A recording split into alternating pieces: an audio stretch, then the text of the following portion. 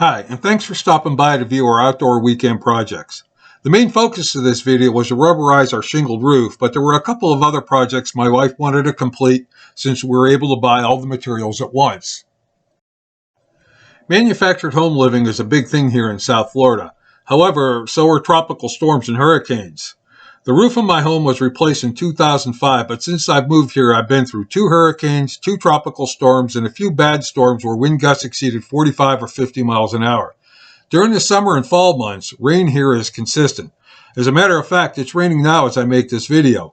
Recently this month, we endured 4 straight days of nonstop rain causing minor flooding in a few areas. So as you could imagine, roofs here take a beating. When I purchased this home in 2014, there were already 2 areas on the roof where the previous owner had shingles replaced. Since then, I replaced 2 more areas, one area just a couple of months ago. Yet, as you'll see in this video, issues continued and I realized that I needed a new roof. The problem is that my wife and I already paid for some major upgrades over the past few months and we still had plans for other work that we wanted to do. The prospect of shelling out $5,000 or $5,500 was not in the budget, and I had to come up with something more affordable, and I had to do it quickly. These pictures are of the completed roof. Obviously, that's not what you're here to see. You want to see how we did it. So let's step back a few days, starting with my problems and how we went about correcting them.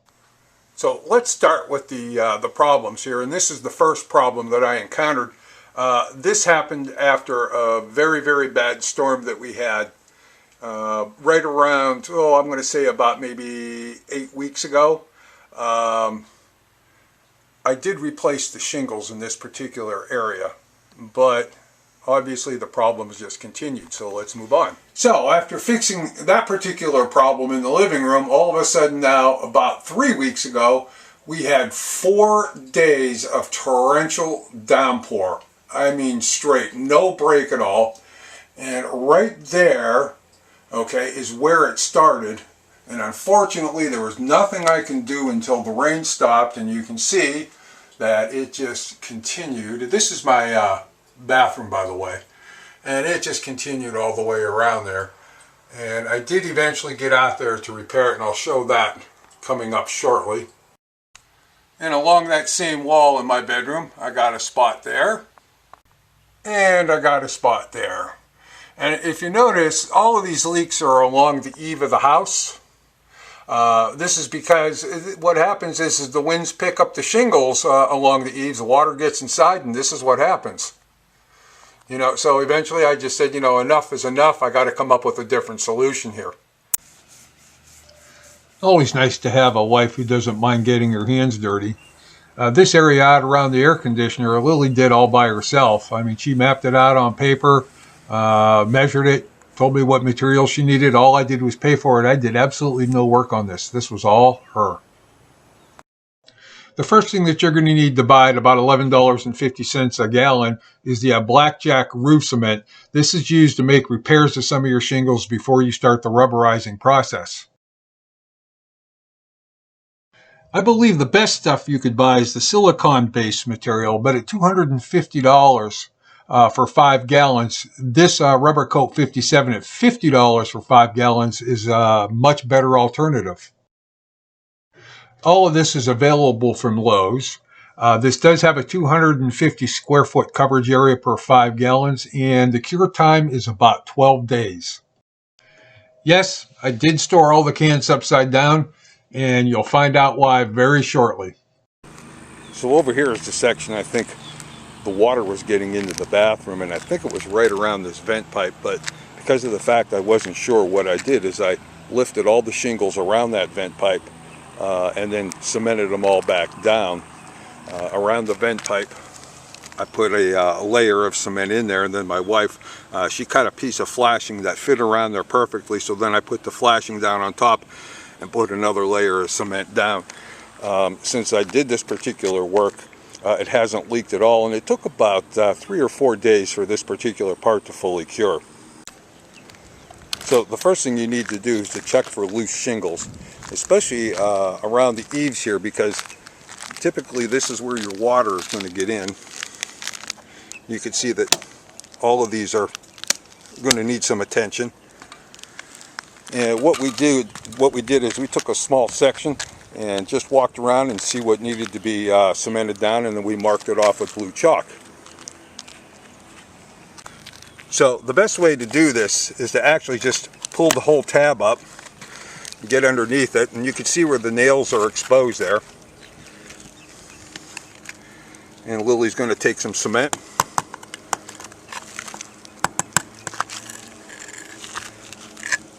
And she's going to just evenly spread it throughout.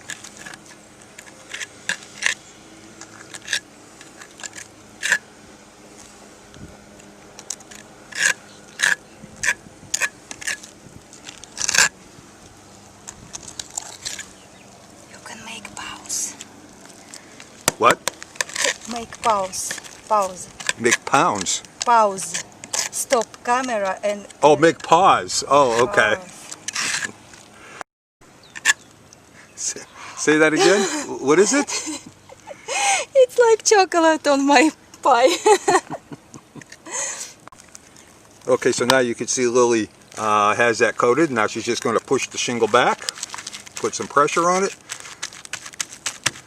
and that shingle is done.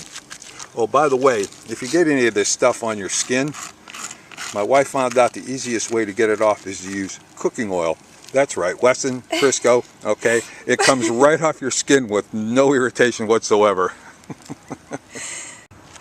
Okay, so now I'm going to start walking on these shingles that I just cemented down. You know, again, this is important because this is the wind side of the house, so when the hurricanes or the tropical storms or anything else come, this is the side of the house that's going to take a beating. So it's important to make sure that all these shingles are down tight to keep them from popping up.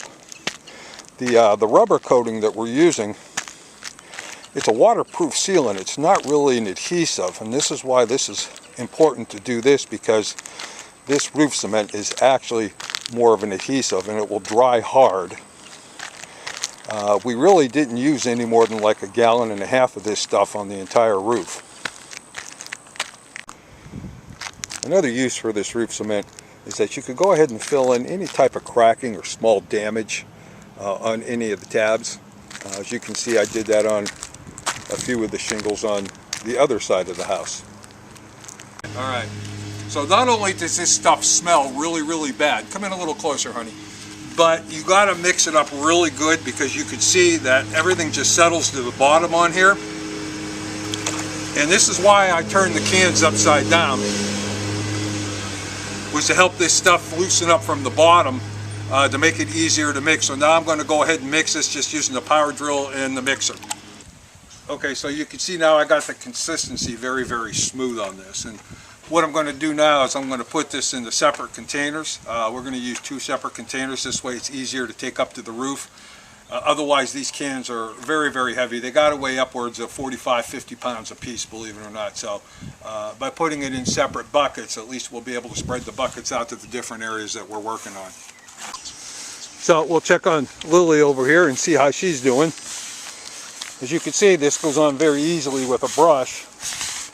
You don't get a lot on the brush, so sometimes it takes more than one brush full to go ahead and completely cover, but you know, you want to cover everything on there, not only the horizontal lines, but all the vertical gaps in between the shingles should be filled.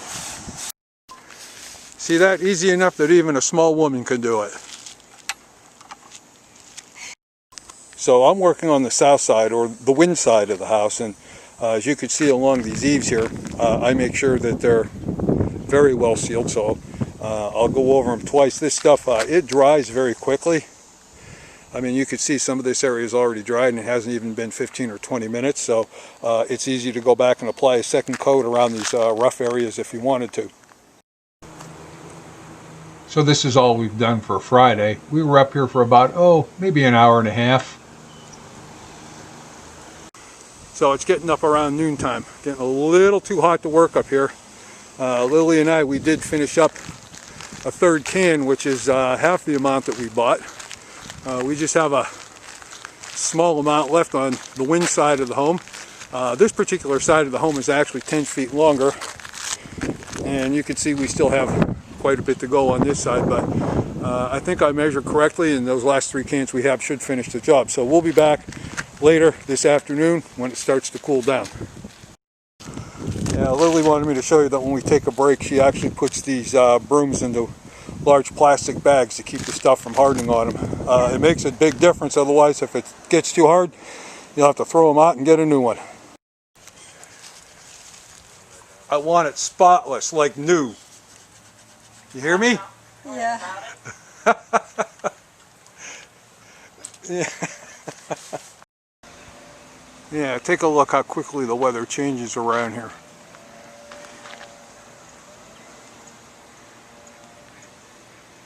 What'd you say we need?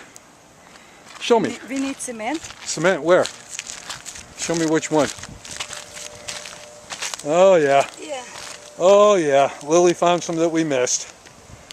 Alright honey. Go get, oh my god, how did we miss all those? I bring it. Alright. I start paint. Where?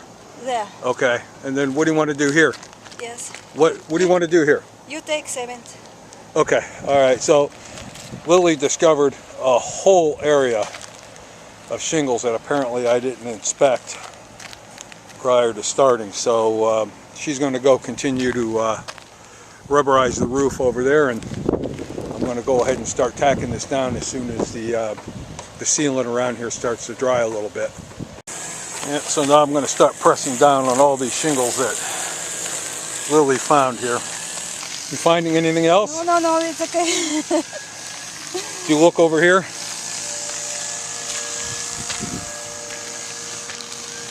There's one.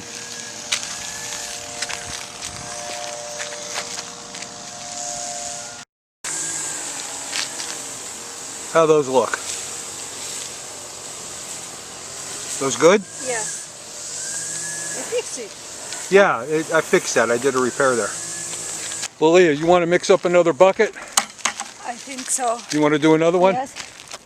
You sure? I want to work. Oh, okay, I know. I just don't know if it's going to rain or not.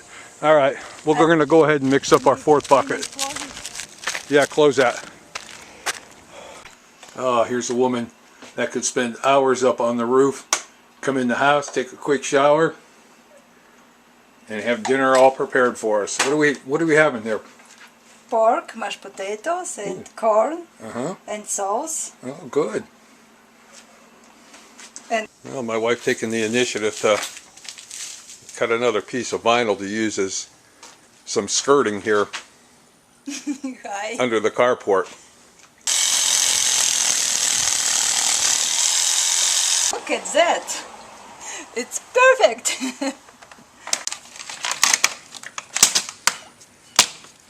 Yeah, while she's doing that, I think I'll go in and have a cup of coffee.